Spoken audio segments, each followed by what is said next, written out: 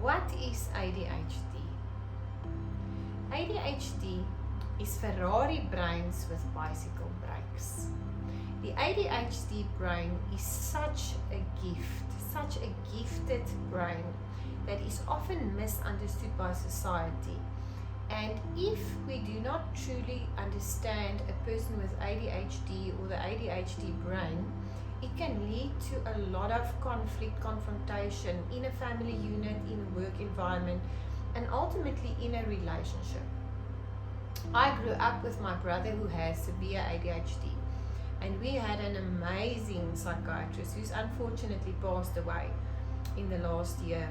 And he was an exceptional man. He had ADHD himself, and he used to say to us, the ADHD brain is Ferrari brains with bicycle brakes.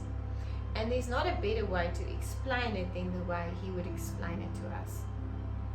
When we started to become his clients or his patients, he truly explained to us that ADHD is actually a gift.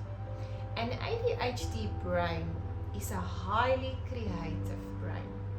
And if you look at a lot of people in the world that are celebrities, well-known, successful people, business people, entrepreneurial people, most of them have been diagnosed with adult ADHD or attention hyperactivity disorder. The way that I experience ADHD in my brain is that my brain is set on a lot of television channels. So a normal brain, or a brain that is not an ADHD brain, will have one television against the wall, and that brain is running on one channel. An ADHD brain has got 20 televisions next to one another on a wall, and every television is on a different channel running the whole time. So the ADHD brain or the ADHD mind has to be understood and has to be managed in such a way that everything can be balanced out holistically. Taking a tablet is a contribution to an ADHD brain if diagnosed correctly. However, that tablet only contributes about 30 to 40% of the entire problem or issue that ADHD can provide. The ADHD person is not in actual fact the one that suffers the most. It's the people around the ADHD person that suffers. That is why I took the time to make this video today, to especially empower people who are working for bosses with ADHD, who are married to partners with ADHD, who are parents of ADHD children. And I really invite you to do your own research and to really consider approaching the holistic way in managing ADHD.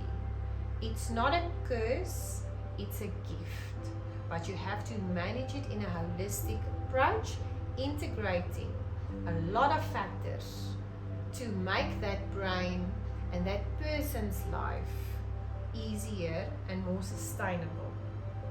And the people around you need to understand what you need and what you are going through. I remember when we used to go to the psychiatrist, he used to tell us that, I think he called it HALT: hungry, angry, lonely, and tired. That was the 4 key components that you have to manage when you have an ADHD brain. So besides the fact that you take your ADHD medication in the morning, what you eat and that you eat is very, very important for brain and cognitive function. Managing your anger, managing your overwhelm, managing your space, the amount of noise and distraction that is around an ADHD brain interferes with that person and will irritate them more than normal people or normal brains, if we want to put it that way. Lonely. It's very important for ADHD people to belong to a specific community of like-minded people and to be managed and assisted in belonging and understanding that they are belonging, and also to let them know that they are not cursed. I'm going to carry on saying it to all the parents and the people listening and watching this video. As a person that suffers from ADHD herself, it is the greatest gift to have an ADHD brain if you manage it correctly. The amount of creativity an ADHD brain produces, the magic that that brain can come up with, is something that is truly remarkable. It's very, very important to just make sure that your staff, your partners and your friends understand that you have to have structure, you have to have organization, discipline, and a very good support system of people around you that will help you, that will manage you, and that will help you to manage your overwhelm, so that you can focus on the creative aspect, and then a lot of conflict, irritation and overwhelm will be reduced. The last one of the HALT, hungry, angry, lonely, tired, is sleep. The ADHD brain has to sleep.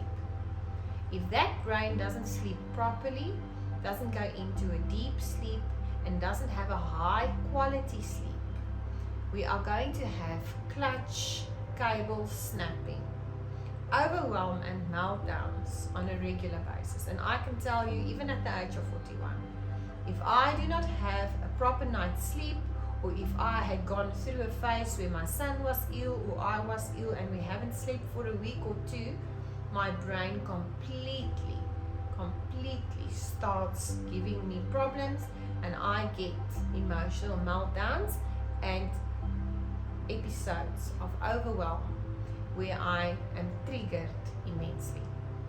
So what has helped me in my life is running my bars on a weekly basis, having good support structures, having good organizational skills and staff who can manage me and help me, taking good supplements, and organizing myself with regards to HALT, hungry, angry, lonely and tired, and teaching my staff and my friends and the people around me to help me and to become aware of my triggers and to see when am I going into overwhelm, when are those 4 points not being managed, and then before the clutch snaps, stop it, become aware, and regulate the brain.